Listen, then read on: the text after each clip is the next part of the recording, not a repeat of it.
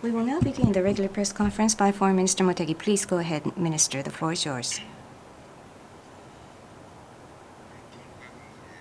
At today's cabinet meeting, approval was handed down with regards to the senior officials of the Ministry of Foreign Affairs, and it will become effective Tuesday, 21st of July, next week. That's the plan.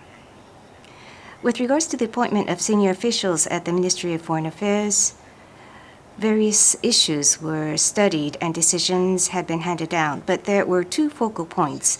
One is with regards to the continuity of the policy, and second, to appoint highly talented, performing young officials in order to reshuffle the organization and to rejuvenate. Those senior officials who have in high positions were hardworking, and they performed and contributed, were thankful. And they will continue to contribute to the diplomacy of Japan in official positions, including ambassadorship. That's it from me. Those who have questions, please raise your hand, go to the nearest microphone, identify yourself and your affiliation before going to the question, please. Mr. Yamamoto. Yamamoto of NHK.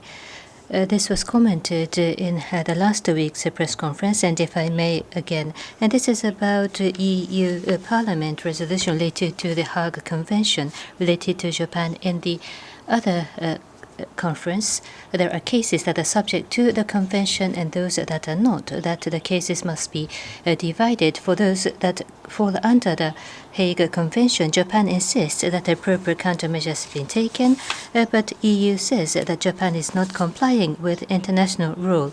What are the causes of this difference in this recognition, and how are you going to ask EU for an understanding?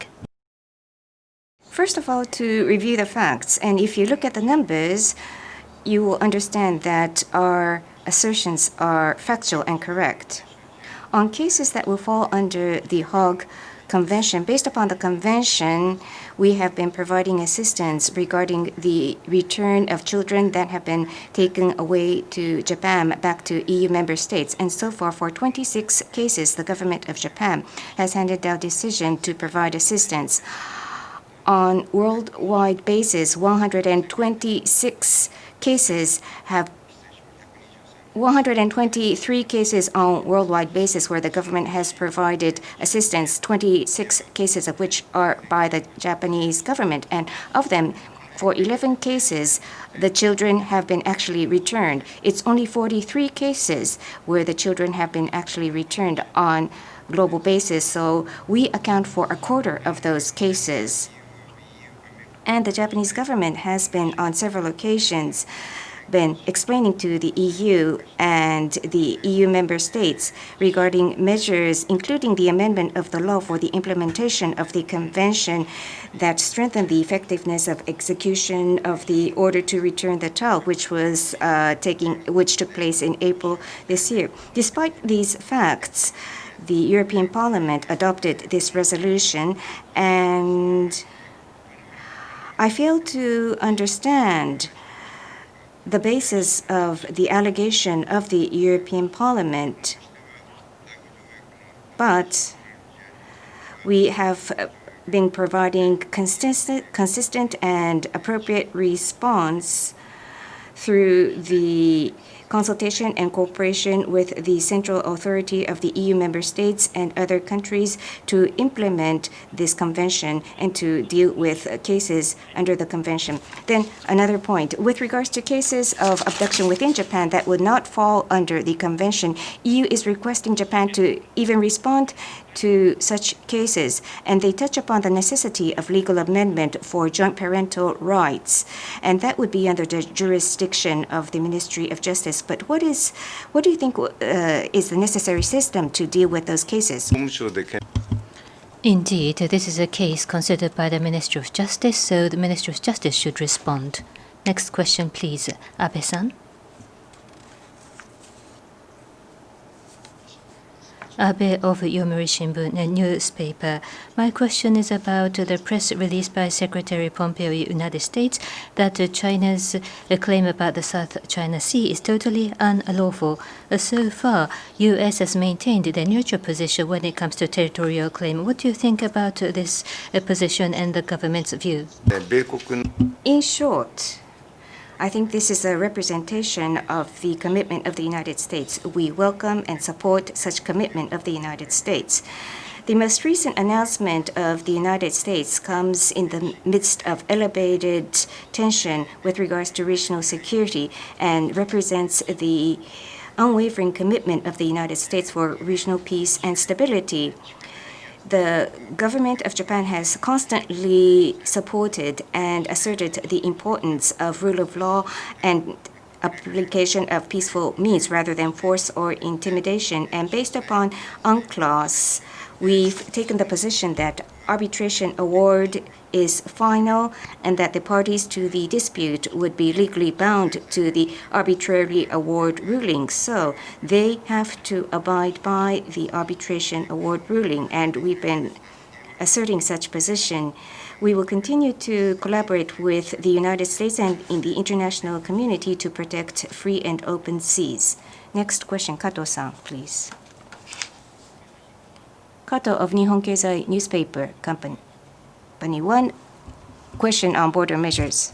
According to some press reports, U.S. and European business managers, top management, international travel is being under study. What's the position of the Japanese government?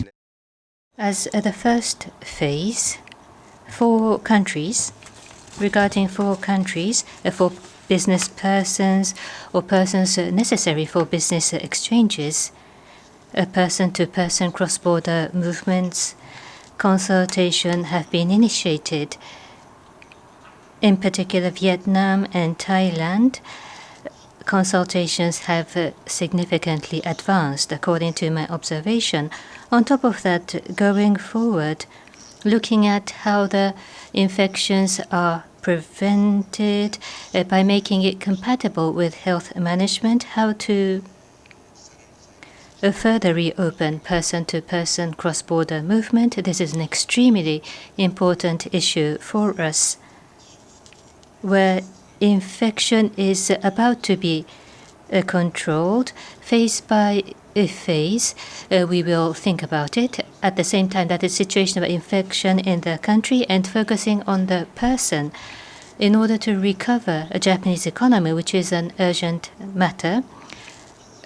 For such purposes, there are human resources who are essential. We have to think for that in order to permit cross-border movement. What kind of scheme would enable us to prevent expansion of infection at the same time? These are all under review or under consultation between relevant ministries. Next question, Mr. Takao. Takao, Kyodo News. About the U.S. forces Japan and about the infection by the new coronavirus in Futenma and Misawa of Aomori and Iwakuni of Yamaguchi, multiple individuals have been confirmed to be infected, and in particular in Okinawa, Governor Tamaki, he said, will come to Tokyo in order to request the government of Japan to ask the U.S. forces to disclose information. Based on that, what is the government of Japan's plan to make a request to the U.S.? Looking at the current situation, based upon my guidance to the United States, once again, we have requested them to take thorough measures to prevent expansion of infections and to conduct thorough sharing of necessary information.